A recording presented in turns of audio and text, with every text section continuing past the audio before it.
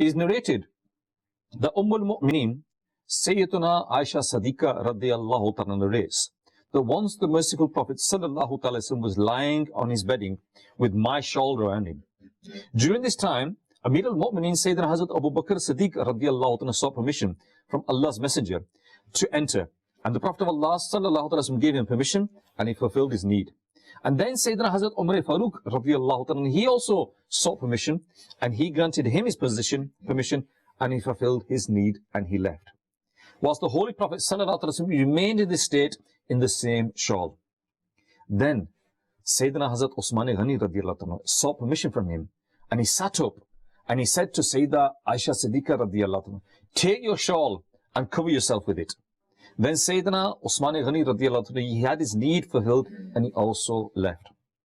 Upon seeing all this, Sayyidina Aisha Siddiqa radiyallahu ta'ala, she said to the Prophet of Allah sallallahu ta'ala that when Sayyidina Hazrat Abu Bakr came, you remained in a similar state. When Sayyidina Hazrat Umar Farooq radiyallahu ta'ala came, you remained in a similar state. But when Sayyidina Hazrat Umar Farooq, when Sayyidina Usman Ghani radiyallahu ta'ala came, you made special arrangements. Why is this? And the Prophet of Allah sallallahu alaihi wasallam replied, Usman is a very modest person, and I feared that if I permitted him to enter in that state, then his need would not have been fulfilled. He would have returned without saying anything. Allahu Akbar. Viewers of Madani Channel, from this, you can gauge the level of modesty possessed by Sayyidina Usman Ghani radiyallahu ta'ala. And who is this great person? He's a product of the blessed training, the blessed company of the Prophet of Allah sallallahu ta'ala wasallam.